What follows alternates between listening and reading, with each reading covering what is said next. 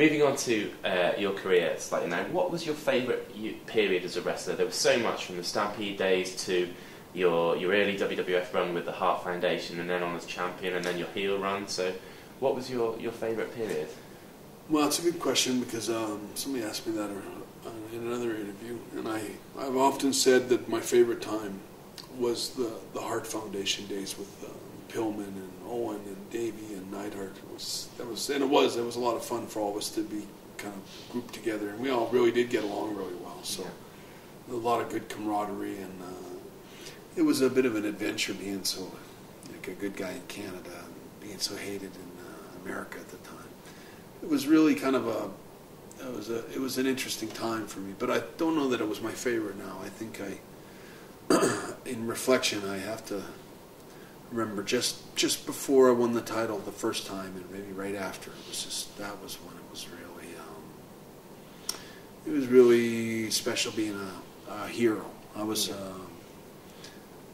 really cool being Bret Hart back then. It was like, because I really was living a dream all at the same time. If I looked like I was living a dream, it's because I was. It was really fun waking up and going, is this really happening? You know, I really am Bret Hart, and there's going to be a bunch of people in the lobby, and they're going to go crazy when the elevator door opens, and I'm going to go to the dressing room, and all the wrestlers will be really respectful, and I'll be like the big star of the show, and I'll go out and have a great match. And it was just such a fun. It was fun to live that life right at that moment, and I don't know that it ever really got better than that.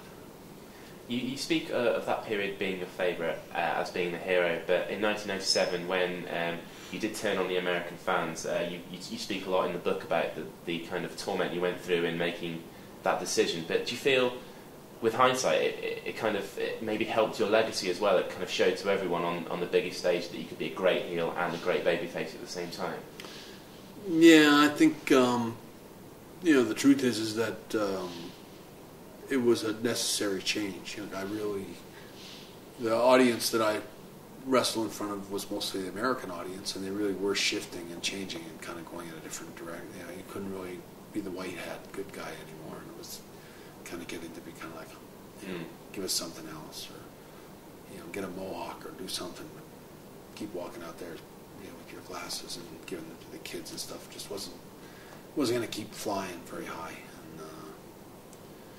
And I don't know that I had much choice but to sort of reinvent myself, and the fact that I know that prior to even going back and working for Vince at that time, like after I lost to Shawn, I kind of made up in my mind that I would want to end my career as a good guy. Like I didn't want to. I had such a strong following, like over here and in India and some of these places. I used to get bags and bags of mail, and I started to realize that I'd really meant so much to so many people that just to go and turn heel on TV just for just a quick fix to the TV show kind of thing. Like, okay, we'll turn Bret Hart heel. It was worth too much to me to throw that all away, like it didn't matter, that having all these devoted fans and stuff. I realized that they had so much invested in me that I had to at least have the same consideration back, and so I kind of made up my mind that I would ride off into the sunset as a good guy no matter what happened, and I would always stand by that. And when Vince actually called to tell me that he goes, I want to run this by you, I have this idea, I'm going to turn you into turn you heel. And I can remember thinking, not a chance. And he said, I'll talk to you tomorrow at the building about it. And I can remember thinking about it all day. I said, not a chance. He'll never talk me into it. First of all, I'm making way too much money on my T-shirts and royalties and stuff. Like, who's going to reimburse me for that? So I turn heel and I lose all this extra income that you're making. For what purpose? At that time, I was for sure the highest selling. I sold more merchandise than anybody else in the company, and it was a big part of my earnings. But when I got to the building the next day, it took about 10 minutes, and Vince ran everything by me, and I remember I said, I'll think about it overnight. And I walked around, and I pretty much got sold on it. Like, he completely, Vince is the world's greatest car salesman. he sold all that on me, and I realized I needed to do something different, and I always reasoned that it was more fun being a bad guy, which it was more fun. It was a lot of fun being a bad guy, but I always made more money as a good guy, so you have to kind of weigh up which is more important, fun or money. I always felt that it did kind of make sense, and the way it played out was so perfect, and something they don't see so much anymore is it played out well over time. Like, you were getting frustrated, and some of the fans were kind of wavering against you and stuff, and it just played out so well over time. And of course, the double turn at WrestleMania is now legendary, and I felt it was a really good payoff to the whole thing. It was really well, because it was kind of based on real life.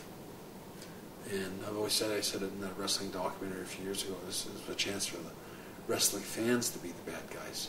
They get to cheer the bad guys and boo the good guys, and make it really awkward for heroes to, hard to be a hero in wrestling at that time. It was almost impossible. And the only way you could be a hero was to be a badass like Austin was, and that's kind of where it was going, and you could see it. And again, there was your loyalists, your loyal fans that wanted me to stay the hero, especially outside of America, where you'd wrestle in all these American cities where it was like starting to become 50-50, which is tough when you have 50% of the audience against you and 50% is with you.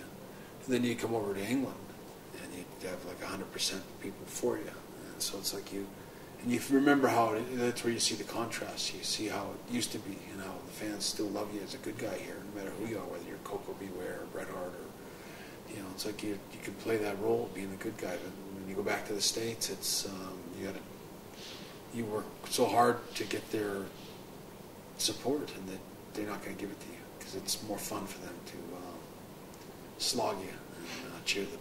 Somebody's hitting you over the head with a chair and you're cheering them on and stuff like that. It was really hard to be a hero. I found it harder and harder and harder, and so when Vince laid all that out, it was like, I might as well be a bad guy. So I'm going to sort of redeem myself. And I think my fans will forgive me, and they kind of did forgive me. You're right. I think it was a smart angle in wrestling that I always thought, even when I was saying a lot of stuff that I said about America, about the gun control and all that kind of stuff, I said when I watch it back now, that stuff was too smart for a wrestling show. It was like actually fairly. It's like it was heavy stuff for wrestling. Sure. It wasn't just a bunch of sort of babble that you get from wrestling sometimes.